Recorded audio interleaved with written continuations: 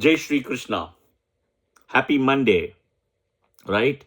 And moon is in Purvashada Nakshatra, which is a Venus Nakshatra, right? And this moon in Sagittarius Rashi, right? Moon. And this moon is going towards a full moon, okay? And you can collect the water as we speak because, I've already published a video, watch that.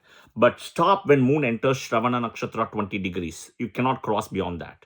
Shravana Nakshatra 20 degrees in Makara. All right, this is a very auspicious full moon also because it's happening in a movable Rashi. Okay, today, because it's a Monday and of course it's a Venus Nakshatra day, Purvashada, I'm going to be talking about something very important from Vedic astrology, and I believe I should have done it earlier. My apologies. Now is the best time because it is a Monday, and as BPHS says, moon has no enemies. So you probably got it. I'm going to do the BPHS planetary friendship table. Okay, the natural planetary friendship table. It's beautiful if you understand it. This is the fundamental, information which is needed to do predictions. The fulcrum. Okay, I apologize. I should have done it earlier, and I was just waiting for the right day, right time, and I'm trying to do between my work stuff and everything, right? So, all right, okay. So we'll start. Sun. We'll go by one planet, and I will tell you how to use it and how to apply it. Okay? Sun. Friendly planets. Moon, Mars, Jupiter. See? Moon, Mars, Jupiter. Neutral, Mercury. Enemy planet is Venus and Saturn. So how do you apply now? Okay? So naturally, when Sun is sitting, neutral is Mercury. So when Sun is sitting in Virgo and Gemini, Mercury Rashis, it is going to do good. Simple. Now we'll have to see which Adipatya, etc., Team A, Team B, everything. But it will do good. Friendly planets, Moon, Mars, Jupiter. So Moon, Mars, Jupiter conjunction, aspect, right? All of it is good for Sun. Right? So think about it this way. Sun energy resonates very well with Moon, Mars, Jupiter, Mercury neutral. And enemy planets is Venus and Saturn. Sun in Libra in Swati Nakshatra, it's debilitation, Venus Rashi. Sun in Taurus, even though it's an enemy Rashi, there is a dignification because it's a benefic Rashi in Taurus. Sun in Saturn, even though it is Capricorn Rashi, 6 to Leo, etc., it is still Uttarayana. There is something good about it. It is all negative, then only positive. It is not positive straight away. That is the important thing. Sun in Aquarius, not good. Darkest house, inimical house, Saturn, Mula Trikona house, Rahu energy is there. But here is the important thing. It still aspects Leo. But from a difficult Rashi, difficult sign, darkest Rashi, darkest sign. That is the thing. So the Venus Saturn is the problem for Sun. Okay, all right. We will look at the other way around for all the planets. See, it is like this. You may consider person X, Y, and Z as your best friend. But the person X, Y, and Z may not consider you as your best friend. He may consider you as a friend, but he may not share the same level of information, the private, confidential information which you share to him. He or her may not share it with you. That is how it is. The same friendship table here. Okay, Moon. Next, Sun and Mercury. Okay, Sun and Mercury are the best friends. So Mercury comes here, if you see. Okay, you touch Moon, touch Mercury. Mercury. So this is the important thing, right? For a Virgo ascendant, Moon is the 11th lord as Cancer. So Moon will always do good results. You see Sun and Mercury here. It will do very good. Okay. For a Gemini ascendant, Moon, even though owns the second house, Cancer, it's a Maraka house, is almost still do good because it's a father-son relationship. Moon will do good, but you touch Moon, you touch Mercury. But when you touch Mercury, you don't touch Moon, you touch Sun. That's the difference. But Moon considered Sun as the best friend. But Mercury considered Moon as the best enemy. That's the difference. So this is one angle for looking at it, right? Purely from the natural friendship. Then you plug it in the chart, in the actual birth chart. There is a way to do by Adipatyas, the breakdown, which I will discuss that later in a separate video. Neutral. So Moon considers Mars, Jupiter, Venus, Saturn. Okay, Mars, Jupiter, Venus, Saturn, they're all neutral. So take an enemy, none. So moon is the only planet which doesn't have any enemy. Look at the header picture, you will understand this is all coming from BPHS, Brihat Parashara Hora Shastra by Maharishi Parashara. Okay, very important. All right. Okay, the header picture is important. Okay, next. So this is one way of the friendship table, the natural one. And then you will have to bring to the Adipatya one, when in the chart, right? The placement lordships. Then I will explain that later. Next is why moon doesn't have any enemies. It is a Mulatrikona calculation also it's there, which I will explain that later. Moon Karka is mother in Hinduism and Vedic astrology. So a mother will never let the child go. The father may do it, but the mother may not. That is why mother is so important in Vedic astrology. That is why moon is important again. Can exactly bringing mother and moon together. The mother is the one who bears the child. Think about Mercury, right? To tell who is the father of Mercury, the mother has to say. Tara had to say who is the father, which is the moon, not Brihaspati. If the mother is not saying it, you don't know who is the child for the father, right? Whose child it is. Who is the father? You cannot say it without the mother. That is why moon, and in a way moon comes as important and mother comes as important, the Karaka. All right. Mars, Sun, Moon, Jupiter. Excellent. So, which means Mars conjunction with Sun, Moon, Jupiter will always be good. Moon, you'll have to see moon has to be with strength with 50%. That's the most important thing. Moon, strength. Okay. 4 places away, plus or minus in a Kendra from the Sun. Okay. Neutral, Venus and Saturn. So, here is the catch. Enemy planet, Mercury. Think about Mars is red, Mercury is green. Mars is negative, Mercury is positive. So what it means is when Mars Mercury conjunction happens, Mars is also the blocking planet for Mercury. So Mars will block Mercury because Mars considers Mercury as the enemy. See, moon doesn't consider anybody, so moon is not going to block, but Mars considers Mercury as enemy. So when Mars Mercury conjunction happens and you look at degrees and then Rashi and then Bhava, everything, you have to see who is stronger, but Mars will win. In that case, Mars will block. So for Team B ascendants, Mars Mercury conjunction, you have to watch out for specifically. Now, will Mercury block Mars? We'll come to Mercury next. Okay. But again, coming back, right? Whenever Mars Mercury conjunction, Mars aspecting Mercury, not good. I've done a video on skin infections. Okay. Same thing I would also say Mars in Mercury Rashi is not good. Okay. Mercury in Mars Rashi is also not good. We'll talk that in a minute. Next is Mercury. The first best friend is Sun. Not even the Team B planets, Venus or Saturn. It's Sun. You touch moon, you touch Mercury, you touch Sun. Simple. This is the connection. Okay. We also know Mercury cannot cross the Sun by plus or minus 28 degrees. Simple. Okay. Sun. Next only Venus. Okay. Next only Venus. Okay. Of course, there is the big yoga called Buddha Aditya Yoga, which I will talk later in a separate video about Buddha Aditya Yoga. Okay. Best to be about the yoga, right? Buddha Aditya Yoga. Mercury is a planet which is very unique, right? And Sun and Venus. Now, neutral, Mars, Jupiter, and Saturn. In a way, the best yoga comes from is when Mercury and Venus are joined together or Parivardhana, specifically for Team B ascendants. Joined together, Parivardhana. Team B ascendants. Team B ascendants, Taurus, Libra, Gemini, Virgo, Capricorn, Aquarius. Okay? All right. Next, the enemy planet is Moon. So what happens is, when Mercury and Moon are conjunct, Mercury will give bad result. When Mercury goes to Cancer Rashi, bad result. Okay? Mercury should not be in Cancer Rashi. Now, Parivardhana and all, we have to look at different. Mercury is in Cancer, Moon is in Virgo, Moon, Mercury, Parivardhana. Different.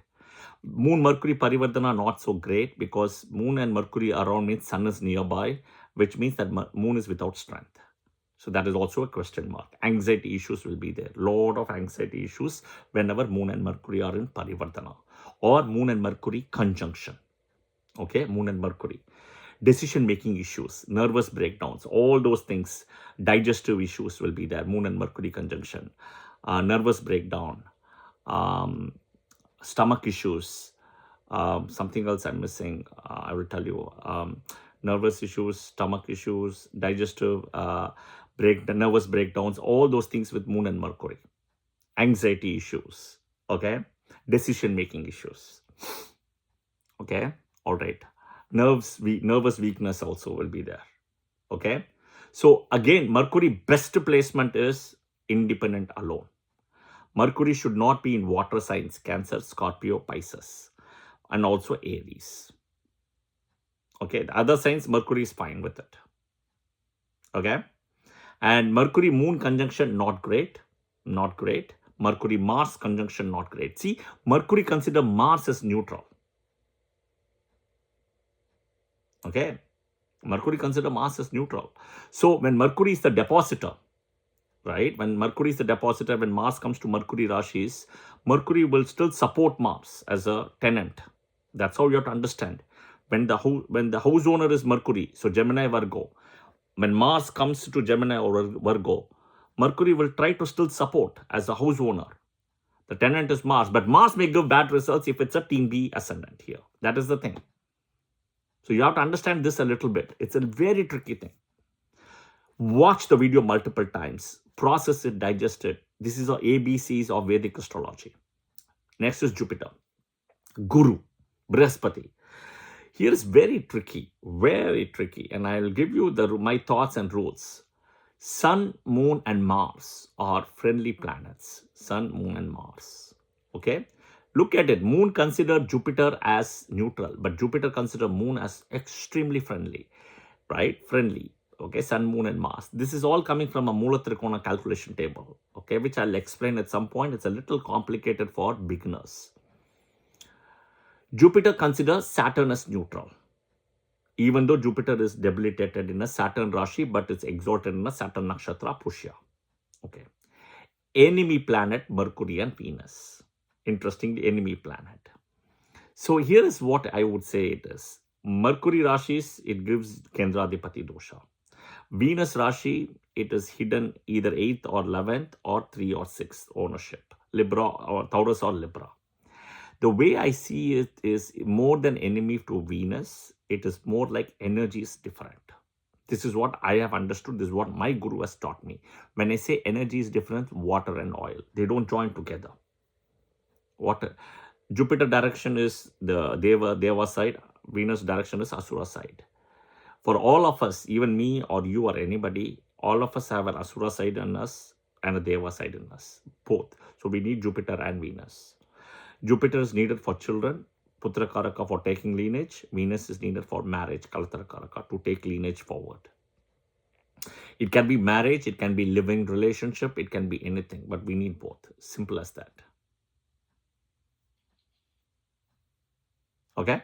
All right. Next. So I explained. And then Mercury.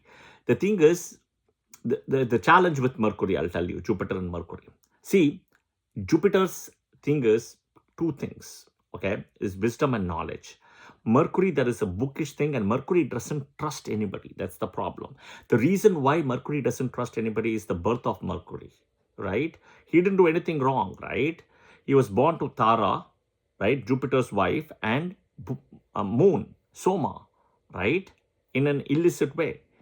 And nobody knows who the father is. He's born without knowing who the father is. Until Brahma had to come, a war started, and Brahma had to ask the question. So eventually, if you see, right, Mercury's birth itself is like, it's a very difficult, guys. It should not happen to anybody, I'm telling you. My heart goes out for Buddha and Mercury. Okay?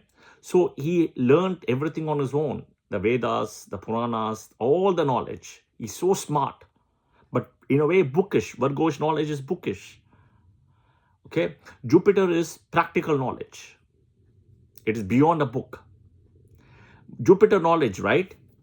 You have done all your research and analysis. Okay, there's water here. Digging. Keep digging. Okay, 100 feet you have dug. No water. Go one more 50 feet. You'll get the water. You'll get the water. Because you've done your work. Mercury, what will happen is, it'll start digging this place. You've done the research. 100 feet, there is no water. As it's digging, it will keep looking. And it will hear some, what is it called, like gossips. In gossips, it will hear, oh, in that place near the tree, right? There with 100 feet itself, you'll get water, like a gossip. So it will believe and it will jump there. This is the problem with Jupiter considering Mercury as the enemy.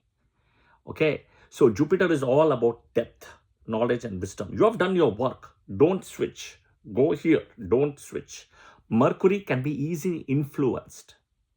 Okay, and be at a certain point, you don't get the result, it will immediately jump. Okay, another example I'll tell you. Jupiter is, when you want to study medicine, for example, you go deep and study. That is why you see you have ENT separately, right? Ortho, cardiac, right? For example, lung specialist, right? All those things are there. So you have to go deep. But there is a general physician also. So Mercury thing energy, if you see, right, it doesn't break down into these details. It wants to be like a magician, master of everything. But master of everything it want to be. But like jack of none kind of a thing. I'll try to do everything. That is Mercury. The reason, if you see, Mercury will jump to team A or team B if it's independent. That is why it has to be independent. Or if it is there, it has to be conjunct with Jupiter or Venus is okay, not Moon. Two benefics, it's okay. Jupiter, Venus, Mercury comes excellent. That too in the Lagna, excellent. But it has to be independent without any malefic. Even Saturn, even Rahu, Ketu, Sun also. Sun has 50 benefic, 50 malefic. Yeah, so Mercury can be easily influenced. Okay, so I explained the nuances between Jupiter, Mercury and Venus, enemy planets, but it's technically not inimical. That energy is just opposite. Jupiter and Mercury energy, Jupiter and Venus energy. But for these two houses, right, of Virgo ascendant and Gemini ascendant, Jupiter is number one because of its benefic nature. Watch my other video about the Maraka thing, you'll understand. Venus next. Friendly planets, Mercury and Saturn. It considers Jupiter and Mars neutral. The enemy is Sun and Moon. Why enemy Sun and Moon again is the question. Sun, it can cause combustion, everything. Sun and Moon are also light sources. Okay? And they're all part of the Deva side. Venus went to the other side. They're light sources. It's purely based on light. Uttarakala Mitra Kalidasa, first you see is Sun, 30. It's excess. Next is Moon, 16. Next is Venus, 12. You see Moon and Venus. Okay? So what it means is, in a way, when Venus is conjunct with Sun or Moon, it's a problem. Okay? Venus coming to Leo or Cancer sign, it's a problem. That is how you have to understand. Okay? All right. Now, Venus aspected by Moon, excellent, no problem. They're opposite to each other. They are benefic still, but they should not be conjunct. Now, Venus cannot go opposite to the Sun because of 48 degrees plus or minus from the Sun. Next comes the king maker, Saturn. Okay? Mercury and Venus, that's it, clear. Mercury and Venus, neutral, Jupiter. Only planet neutral is Jupiter. Okay? BPHS says very clearly when Saturn comes to Mino, which is Pisces, and Dhanau, Sagittarius, it gets its unique dignification. Doesn't matter. Unique dignification. I see dignification plus it upholds karma. That is all I say. It comes to the Dharma houses, which is 9th house, Sagittarius, and a Moksha house, Pisces. And it's got a unique dignification. It will uphold the Dharma by bringing back the karma for people who have done wrong things, punishment. Perfect example, Epstein case. Saturn entered Sagittarius, right? See what happened to Epstein. Saturn entered Pisces, the case files are all coming out. Right? So Saturnian influence is very important. Okay? Neutral, okay. Enemy, Sun, Moon, Mars. Which means Saturn should not be conjunct with Sun, Moon, Mars or aspect each other. Simple. Understand one thing, the blocking planet for the moon is Saturn. One of the reason is also here when that transit Saturn comes on the natal moon and moon nakshatra, most difficult. Okay, the blocking planet for moon is Saturn. And Saturn Mars conjunction or aspect each other, wherever that conjoined aspect falls or wherever they sit, destruction, problem. Okay, Saturn Sun, same thing, doesn't matter. Saturn is in Libra in Swati Nakshatra, exaltation. Sun is in Aries in 10 degrees in Ashwini Nakshatra, aspect each other. Father Karaka out, gone. Now, here is the thing, right? Team A, Team B. They are also Team A, Team B. So, wear your hat now. If you are Team A ascendant, do you really want Saturn to be exalted? No. If you are Team B ascendant, do you really want Sun to be exalted? No. Placed in friendly Rashi, 3, 6, 10, 11 from the Lagna. But both of them are exalted aspecting each other. That's a problem. Okay. So you saw the whole thing. This finishes the video. This saw the whole thing. Rahu Ketu is out. Okay. They are mathematical calculations. Okay. But Rahu is friendly to Venus and Saturn. It's friendly in a way similar. You see Rahu 18 years, Saturn 19 years, Venus 20. And you saw the Vibgyor also VIB. Saturn Rahu thing, Venus. You also see the moon nakshatra tracker I put. Exactly. Swati nakshatra, we had the full moon, April. Rahu, Anuradha nakshatra, Saturn. Venus nakshatra, Purvashada. Now moon nakshatra is happening. The full moon. So you see the same sequences happening. Ketu is similar to Mars and Saturn. If you see, Ketu 7 years Mahadasa, Mars 7 years, Sun 6 years also. And end of the day, they are only similar, but they are also dissimilar. That's something you have to understand. Rahu is Bhoga Karaka, Ketu is Moksha Karaka. Again, these are the 7 planets influencing the 7 days of the week. Rahu, Ketu is out. Okay. I hope this video was helpful. Watch the video, take your notes. The screenshot is there for you to take the header image, right? This is the fundamental thing in Vedic astrology for you to understand.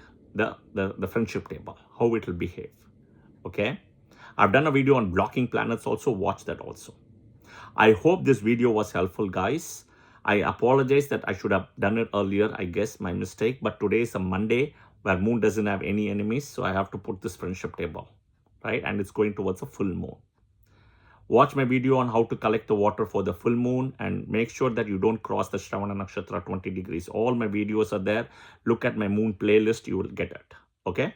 I hope you like this video. If you like the video, do press the like button, share it with your friends and family, and please share your comments as well. And do follow the channel as well. Jai Shri Krishna.